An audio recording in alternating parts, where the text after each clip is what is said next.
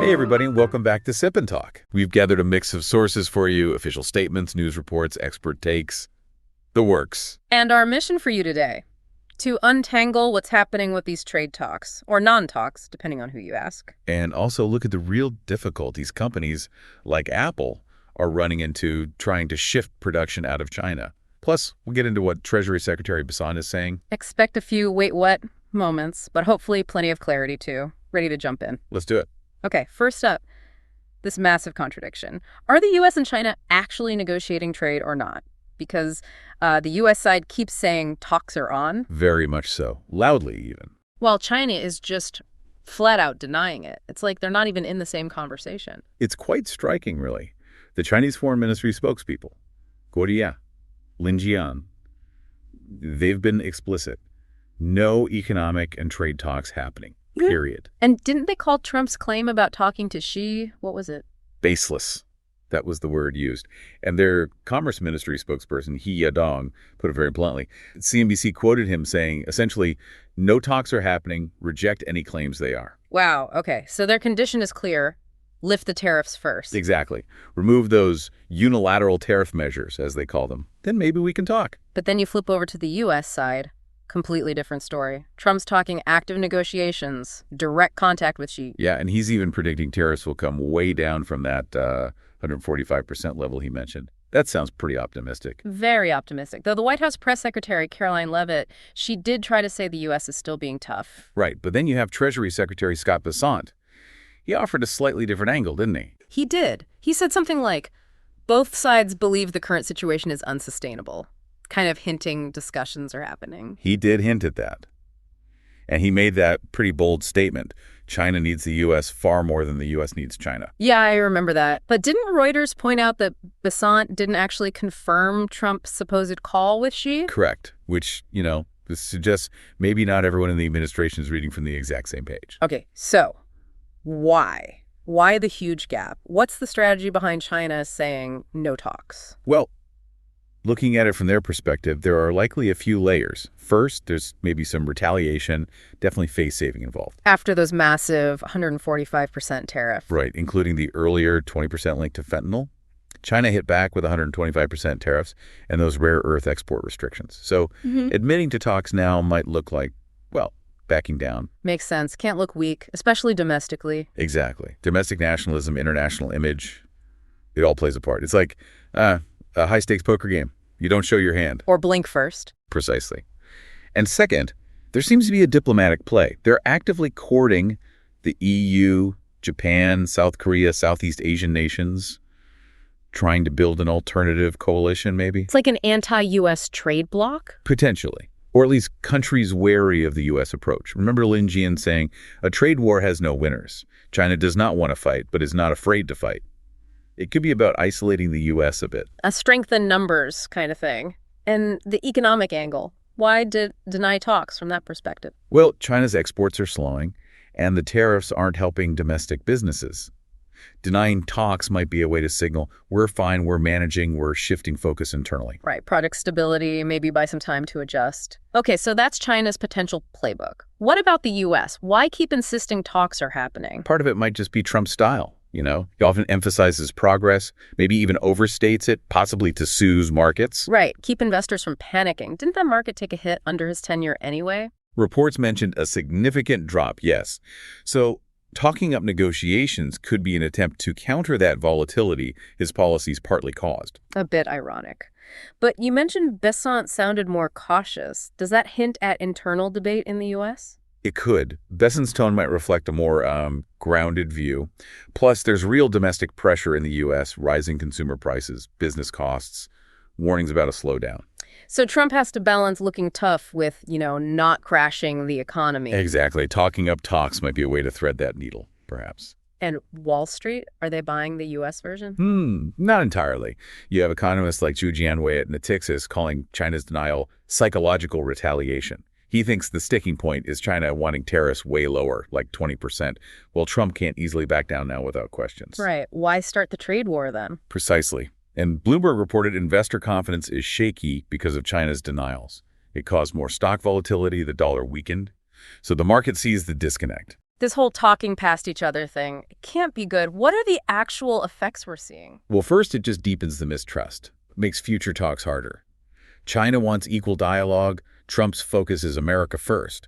Fundamentally different approaches. And globally. The IMF chief, Georgieva, warned it's dragging down global growth forecasts, potential recession if it gets worse. Then you have the direct impacts, China's retaliatory tariffs hitting U.S. tech via rare earths, U.S. tariffs hitting consumers' pockets. Those 145% tariffs, they basically just stop trade in those goods, right? Pretty much act as a massive barrier, yeah. Makes Chinese goods incredibly expensive. And the 125% retaliatory tariffs from China hurt U.S. competitiveness there. So trade between them is suffering. What was the figure? Around $650 billion in 2024, reflecting that downturn. And like we said, China's busy strengthening ties elsewhere, EU, Southeast Asia. That meeting between Spain's PM Sanchez and Xi emphasizing globalization. Exactly. It's a clear signal. Not just tit for tat on tariffs, but maybe a bigger strategic realignment. Okay, so it feels like they're really digging in their heels. Why does a resolution seem so far off? Well, you've got these core disagreements. Trump wants to reshape trade, force changes in China's practices, technology transfer, market access. Those barriers making it hard for foreign firms to operate there? Right. China sees the tariffs as hegemonic bullying, basically. Yeah. The U.S. throwing its weight around unfairly. They want all unilateral tariffs gone. And the politics at home. Huge pressure on both sides. Trump needs to look tough for his base. China's dealing with strong nationalism, so appearing weak isn't an option. Plus, the basic conditions for talks seem off. China's demanding diplomatic respect, reliable negotiators, addressing issues like Taiwan, like clashes with Trump's style. Feels like they're not even agreeing on how to talk, let alone what to talk about. A real stalemate. Okay, switching gears slightly, but it's connected. Apple trying to move production. How does that fit in? Ah, yes. This is fascinating. It's directly tied to the tariffs. That 145% rate makes producing iPhones in China for the U.S. market way more expensive. So they're looking to India. What's the plan? The goal is to shift about half their iPhone production there, aiming for, I think, 60 million units a year assembled in India by the end of 2026. That's a huge shift. But hearing it's not going smoothly, China's putting up roadblocks. Exactly. Reports suggest China's deliberately delaying or even blocking the export of critical manufacturing equipment to India. Like what kind of equipment? High-precision stuff. Laser machines, testing stations, placement machines. Things essential for making iPhones. It looks like indirect retaliation. Trying to slow Apple down, protect their own economy. Seems like it. Local governments reportedly warning suppliers about job cuts, approval times for exports ballooning, sometimes getting rejected altogether. Wow. Any specific examples? Yeah, Foxconn or Hanhai apparently saw approval times jump from maybe 2 weeks to 4 months, with some denials. 4 months. And there was that story about a supplier trying to set up for iPhone 17 trial production in India. They faced so many hurdles getting equipment out. They had to use a shell company in Southeast Asia to reroute it. A shell company? That's elaborate. So China's trying to hang on to its manufacturing dominance. And the jobs, definitely. Think about that massive Foxconn plant in Zhengzhou. Yeah. Maintained the world factory status. But Apple's not just giving up, right? Doesn't sound like it. What's their counter move? They're actively looking for alternative equipment suppliers. Southeast Asia, Vietnam, Thailand, also Japan, South Korea, Taiwan. But that costs more and takes longer. Yeah, reports say 5–10% more expensive, plus maybe a year for testing and certification to meet Apple standards. It's a big effort. So they're talking to suppliers about moving, actively seeking non-Chinese gear. Definitely. Nikki noted that while most top suppliers, like 150 out of 187, are in China, Apple is pushing diversification hard, though they still rely heavily on places like Taiwan, specifically TSMC, for those cutting-edge chips. Southeast Asia's a hedge then, but maybe not perfect. Right. Good for risk diversification, but you hear about challenges with infrastructure there, labor laws. It's not a simple swap. Still, it sounds like Apple is determined. They're willing to pay more. Seems so. Tim Cook is reportedly talking to the U.S. administration, maybe trying for tariff exemptions while they ramp up India production. And that 60 million iPhones a year target in India by end of 2026, that's faster than expected. Apparently, yes. They're reportedly in urgent talks with Foxconn and India's Tata Group to make sure the capacity is there for U.S. demand. So multiple pressures, tariffs, risk, investors wanting stability. It all points to a real push. Yeah. China's still the main base for now, but India's growth projected $22 billion in exports by March 2025 shows this shift is serious. China putting up these roadblocks that can't look good for attracting future investment, can it? It feeds that easy and hard out narrative. That's a really good point. Analysts are saying exactly that. It could make foreign companies rethink the risks of operating in China, especially now. You see chatter online about it? Yeah, discussions about this broader supply chain shift, the long-term hit to China's economy. It raises concerns about China using administrative hurdles and capital control. What are capital controls exactly? Basically, government rules limiting money flowing in or out of the country. It can make it hard for foreign firms to pull out assets or send profits home. And this isn't just Apple, right? Other industries, too. Correct. We hear about Japanese and German car companies facing similar issues. Profits get kind of stuck, having to be reinvested locally because of these controls. It sounds like a catch-22. They need foreign investment, but these controls might scare it away. It's a tricky balance for them. It connects to managing their foreign currency reserves and ensuring stability. But yeah, it could clash with attracting long-term investment, especially when places like India and Vietnam look increasingly attractive. Right. It might just speed up the exit for some companies. Okay, so we have the trade standoff, Apple's relocation saga. Let's bring in Treasury Secretary Scott Bessent's view again. What's his take on the bigger picture? Bessent kind of frames it as complex, obviously, but ultimately unsustainable in its current form. He points to that big trade imbalance, China selling 5 times more to the U.S. than the U.S. sells to China. And he thinks China's model isn't sustainable. Yeah, it's selling subsidized goods to the U.S. He argues that can't last forever. He even saw China offering that list of U.S. goods with tariff waivers as a sign they do need the U.S. market, that there's interdependence. A sign they want to ease tensions, maybe? Possibly. He also mentioned the U.S. has leverage, an escalation ladder, like maybe embargoing specific goods. Banning imports of certain things. Exactly. But he said they hope not to use it. He was pretty cagey about actual negotiation details, though. Famously said the best deals aren't made on TV. Okay. What about Trump mentioning 50% tariffs? Did Bessent comment? He basically said it depends on de-escalation, and that Trump leads those talks. He kept it quite diplomatic on that. But he confirmed communication is happening at some level. Yes, ongoing engagement at many levels. Mentioned talks during IMF and World Bank meetings about financial stability, global regulation. He seemed to think both sides want to move to a better place. Interesting. What does he say about Apple moving to India? He called it probably an improvement compared to manufacturing in China. Wow, that's quite direct. Yeah, and he linked it to China being unreliable as a partner and pointed to their aggressive behavior, mentioning the Philippines specifically.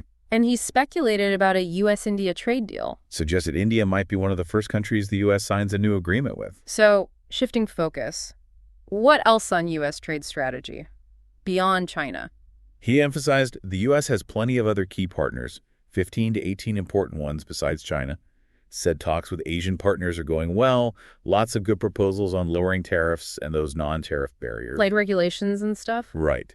He specifically mentioned good progress with India and South Korea and substantive talks with Japan. Japan asked for all tariffs removed, though, didn't they? What was his take? He kind of chalked it up to maybe Japanese domestic politics, upcoming elections. Said, they wouldn't publicly just say they'll do whatever the U.S. wants. Fair enough. And his general pitch for the U.S. economy? He stressed the administration's goal, keep the U.S. the best place to invest globally through tax certainty, ensuring fair trade deals, and major deregulation. Did he comment on other economies, like Europe? He did. Referenced reports critical of Europe, suggesting they limit themselves with high tariffs. He even predicted the European Central Bank might have to cut rates because the euro's strong, while the U.S. wants a strong dollar. And he mentioned the South China Sea again. Yes, expressed regret over China's actions there, their claims over Philippine Islands. Basically questioned if you'd want to invest heavily in a country acting like that. One last point. Did he agree with Trump that past U.S. presidents are to blame for current trade issues? He did. Said current problems are attributable to past administrations, not just other countries' actions. Okay, so let's try and wrap this up. It's a lot. Yeah. We've got China saying no talks, the U.S. saying talks ongoing. A stark contradiction right there. Then Apple determined to move production despite China apparently making it difficult. Facing real hurdles, trying creative workarounds, it shows the depth of the supply chain entanglement and the effort needed to shift. And Treasury Secretary Bessent painting this picture of an unsustainable relationship, China needing the U.S. while the U.S. builds ties elsewhere. Right, projecting U.S. leverage, but also acknowledging the complexity and the desire at some level for de-escalation. So the big aha moments for you, our listener, just how different the official stories are on negotiations and how actively China might be trying to hinder a major company like Apple from leaving. Exactly. It really highlights the deep mistrust and the competing agendas that are making this whole situation so incredibly tangled. And hopefully understanding these layers helps you make sense of the headlines and the broader shifts happening in the global economy. It's definitely not simple. Which leaves us with a final thought for you to chew on. Given how far apart they seem, the mistrust, the conflicting goals, what would it actually take for the U.S. and China to find real common ground on trade? And maybe more importantly, what does the world look like if they don't? What are the ripple effects? Definitely something to keep thinking about. Absolutely. I just want to give another shout out to Mickey from Mickey to Life. His channel is a treasure trove of inspiration, and he's a huge Sip&Talk fan. Absolutely. Make sure to check him out and maybe even share your awesome podcast intro with him once you've created it. Hey, yo. You might remember we were just wrapping up our chat about tariffs and all that trade drama in our Sip&Talk. Yeah, that was definitely a lot to unpack. It really was. Here. Boy, that stuff can get complicated, right? We're diving into something that's been coming up a lot. Why do Chinese people often feel like they face discrimination? It's a huge question, really layered. It is. Lots of perspectives, and that's exactly what we're here to explore. That's it. We're not here to, point fingers or say who's right or wrong. Our goal is to really try and understand what's behind these feelings and the experiences people are having. Right. And we've pulled together some pretty interesting stuff to help us unpack this, from firsthand accounts to more analytical pieces. Yeah, we've got this really eye-opening commentary from a guy in Japan who's been seeing some, well, let's just say interesting behavior from some Chinese folks there. And how that's being received. Exactly. And then we've got reports about specific incidents, some background on why there's sometimes, tension between China and Japan. Right, the historical context. On a look at tourist behavior, and some thoughts on why some Chinese individuals might interpret negative reactions as discrimination. So our mission today is really to get into the nitty-gritty, look at the specifics, and try to understand the bigger picture without making these huge, sweeping statements about an entire group of people. Couldn't have said it better. Okay, let's dive in. Absolutely. And the first thing that, really stands out from our sources is this idea that maybe some of the discrimination people feel might be connected to specific actions that have been observed. Okay. This YouTube commentator in Japan, he's pretty direct about it. He talks about what he sees as a trend of some Chinese individuals actively harassing Japanese people. Yeah, he doesn't pull any punches, does he? He's got this whole list of examples he's either seen himself or, heard about directly. We're talking about stuff like allegedly kicking deer. Yeah. I mean, can you imagine kicking a deer? Right. And illegally digging for raw oysters. Things that are just clearly against the rules are just odd. Yeah, I mean, come on. That's probably not going to win you any fans anywhere, is it? But it definitely gets more intense from there. It does. The video also mentions things like people bringing in stuff they shouldn't, prohibited items, clear violations. And then there's this really strange one. People apparently lying down in the middle of the road just to snap photos. Oh, wow. You can just picture the traffic jam. Exactly. And the general annoyance that would cause. Like major safety hazard, too. Totally. But here's where it gets really, not good. This commentator talks about people going up to Japanese folks, starting a conversation in Japanese, and then switching to Chinese to just start insulting them. Wait, really? So the person they're insulting might not even understand them at that moment. That's the thing. The commentator's take on this is that it's cowardly, kind of pointless aggression, because the target doesn't even get the insult in real time. That's a strange one. It feels very deliberate, though. It does seem calculated, doesn't it? Not just accidental rudeness. It seems like a specific attempt to offend. The commentator also brings up repeated instances of verbal attacks on taxi drivers, and he shares this one story about a dispute over a fare. Right. I remember this part. It was pretty eye-opening. So apparently this Chinese person complained about an 1,800 yen fare. What's that, like maybe $12 US? Around there, yeah. For a taxi ride. And the commentator makes a pretty logical point, like the distance on a map isn't the same as the actual road you have to drive. Exactly. Plus traffic. Right. Traffic can totally jack up the price anywhere. He suggested, look, if you genuinely think you've been ripped off, report it. There are channels for that. But he also pointed out that the person didn't actually get out of the taxi despite all the complaining. Yeah, which he saw as, a bit contradictory. Maybe not the most polite way to handle it. He uses a pretty strong term there, fanjian, which basically means kind of acting against your own interests or maybe complaining loudly while still participating. It really highlights his frustration with that perceived inconsistency. Gotcha. Okay. Then there are the examples that are just outright disruptive and, frankly, disrespectful, like making late-night phone calls to Japanese businesses just to wake people up. Oh, come on. Seriously. Yeah. The commentator's reaction to that is, well, understandably, very negative. You can almost feel his disbelief. I can imagine. And then, maybe the most troubling part, he talks about groups of Chinese people actively trying to humiliate, harass, and belittle groups of Japanese people. Using some really nasty language, too, apparently. Derogatory terms. Oh, wow. These verbal attacks are clearly meant to be offensive and degrading. So the commentator's overall conclusion, based on all these behaviors he's witnessed or heard about, it's quite direct. What's the bottom line for him? He believes these actions have significantly fueled negative feelings towards China and Japan, and in his view, they help explain why some people might discriminate against Chinese individuals. Okay, so he's drawing a direct line there. He is, and here's a really important point he makes. He does see some Chinese people online criticizing this kind of behavior, which is good. Right. But he also sees a lot who seem to be all for it, giving likes and hearts on social media posts showing this stuff. It's like endorsing it. Yeah. And then he asks this really thought-provoking question. How would those same supporters feel if Japanese folks were doing the exact same things to them? Oh, interesting. Flip the script. Exactly. Using nasty names, making those annoying late-night calls. How would they feel then? That really makes you think, doesn't it? Yeah. About empathy and consistency. It does. He suggests that, well, if you don't want to be treated badly, maybe recognize that your own negative actions are likely to cause negative reactions, possibly even leading people to dislike, the whole group of Chinese people, as he puts it. That's a heavy implication. It is. He even touches on the idea that these actions seem to go against values that are supposedly important in Chinese culture itself. It's a pretty blunt assessment. Okay, so that's one perspective focused on these specific behaviors.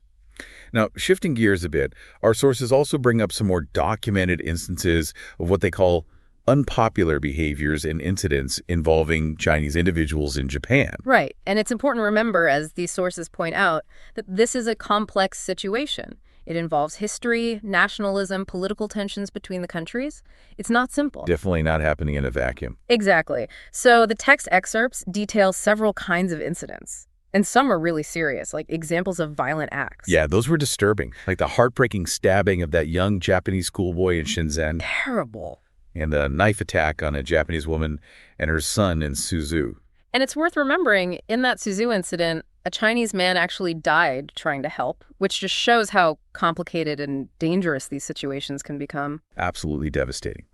And you can understand why these kinds of incidents would make people in Japan very worried about the safety of Japanese citizens living in China. Of course.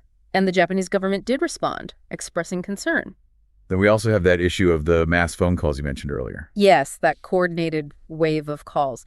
It was to Japanese places, like restaurants in Fukushima, public offices in Tokyo.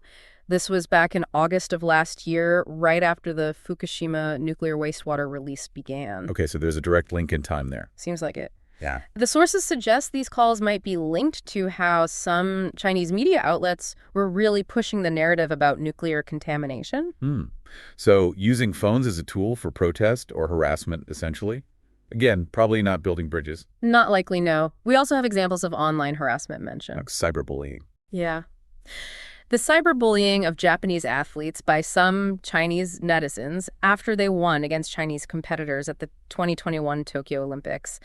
It's a pretty clear example of how strong nationalistic feelings can spill over into really negative online behavior. Right, we see that sometimes after big international events. And it's not just limited to interactions with Japan. The sources also mention more general examples of what they term uncivil tourist behavior. Okay.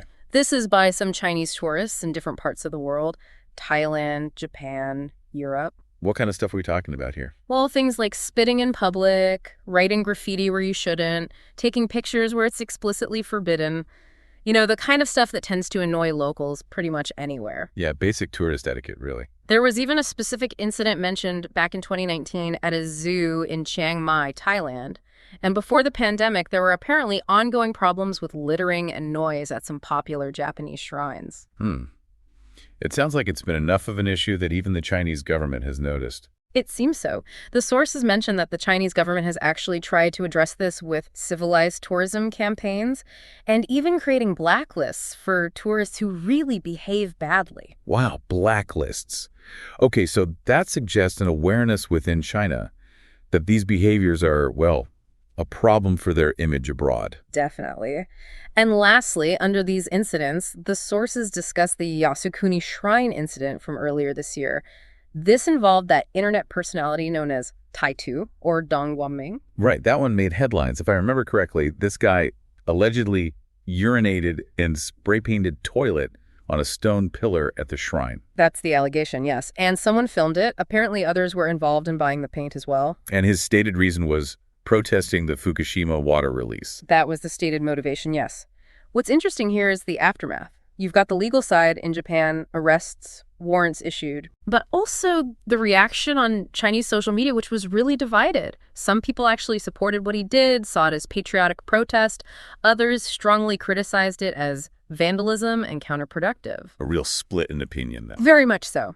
And of course, the Japanese government expressed strong concern, while the Chinese Foreign Ministry gave a response that sort of tried to walk a line, criticizing the act itself, but also bringing up the historical sensitivities around the shrine. Right, it's such a historically loaded site. It really is a tangled web of issues there. It really is. Now, taking a step back from the specific incidents, one of the big questions we have to ask is, why?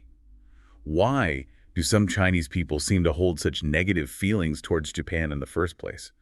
Our sources delve into this quite a bit. They do. And it's really crucial to understand, like we said, this isn't simple. There's no single answer. It's a social phenomenon with really deep historical roots. Okay, so history is key. Absolutely fundamental. The impact of the Sino-Japanese War, which ran roughly from 1931 to 1945, it's just impossible to overstate. Events like the Nanjing Massacre, the horrific human experiments by Unit 731, the whole issue of forced comfort women, these left incredibly deep scars on the collective memory in China. And it's not just something tucked away in history books, is it? Not at all. These events are constantly reinforced through education, through media portrayals. There's the annual Nanjing Massacre Commemoration Day, for instance, which always gets significant media coverage. So those memories, those grievances, they stay very much alive and present for many people. Wow. Okay, so that historical trauma is a major factor. What else? Then you have the ongoing political and territorial disagreements. The dispute over the Diaoyu Senkaku Islands is a major persistent point of tension. Right. That always seems to flare up. It does. It consistently affects public opinion, and we've seen large-scale anti-Japanese protests related to this in the past. Similarly, the controversies around Japanese politicians visiting the Yasukuni Shrine, which enshrines war criminals, among others, and just different interpretations of World War II history, these keep those tensions simmering right below the surface, ready to boil over. It feels like these historical and political factors are constantly feeding each other, almost. They definitely interact. And speaking of how these views are shaped, the role of education and the media in China seems really significant, according to the sources. How so? Well, the sources point out how school history curricula place a very strong emphasis on the wartime atrocities committed by the Japanese military. Okay, so it's a core part of the narrative they learn. It appears to be. And the way Japan-related news is often framed in official media outlets, for instance, consistently referring to the Fukushima water release as nuclear pollution rather than treated water, that kind of framing can powerfully influence public perception. Language matters. Absolutely. Then, of course, you have social media, which acts as this huge amplifier for nationalistic sentiment. We saw that with the really extreme online comments after the Shenzhen stabbing incident, for example. Yeah, social media can be an echo chamber for that kind of thing. Yeah. It seems like all of this contributes to a sense of national identity that, for some, is partly defined against Japan. That's one interpretation. There's also this idea, which comes up in political science sometimes, that having a perceived external enemy can help foster internal unity within a country. Some analysts suggest that might play a role here too. Interesting point. Kind of uniting against a common other. It's a pattern we sometimes see in nationalistic movements. Beyond the big history and politics, the sources also touch on cultural and psychological factors. Like stereotypes. Exactly. Pre-existing negative stereotypes about Japanese people in China. These can be reinforced by how Japanese characters are often portrayed in cultural products, like movies and TV shows, especially those popular war dramas. Ah, the villains are often Japanese in those, right? Very often, yes. And the fact that for many ordinary people, there might not be a huge amount of direct personal interaction between folks in the two countries. Well, that lack of contact can allow misunderstandings and stereotypes to persist more easily. Right. It's easier to dislike a caricature than a real person you know. Precisely. So it's this really complex mix, isn't it? Historical grievances, ongoing political disputes, how it's all framed in media and education, rising nationalism, cultural perceptions, lack of direct exchange. Yeah. No surprise that there's some deeply held views and strong emotions involved on both sides. Definitely not. Okay. Now, our last part of the outline brings us to a really important and maybe quite delicate point. The idea that while some Chinese individuals report facing discrimination, those negative experiences might, at least in some cases, be linked back to their own bad behavior, as one source puts it. This is a really critical point, and like you said, delicate. We need to approach it carefully and, again, stress that we absolutely must not make broad generalizations here. Absolutely. The sources suggest that sometimes, when some Chinese individuals face criticism or are accused of doing something wrong, their immediate reaction can be to label it as discrimination. Okay. Why might that happen? What are the potential reasons? Well, the sources point to a few possibilities. One of the big ones seems to be this underlying historical consciousness, sometimes called a victim mentality, tied to China's century of humiliation. Ah, right. That period of foreign intervention and exploitation. Exactly. The idea is that because of these historical experiences, some people are incredibly sensitive to any perceived slight or criticism from outsiders today. They might interpret it not just as feedback on an action, but as a continuation of past injustices like neocolonialism or even racism. So criticism gets filtered through that historical lens. Potentially, yes. The sources give the initial reactions to discussions about the origins of COVID-19 and how some anti-Asian hate incidents were framed as possible examples of this sensitivity. Okay, I see. So it's not necessarily about the specific criticism, but the perceived source or intent behind it. Right.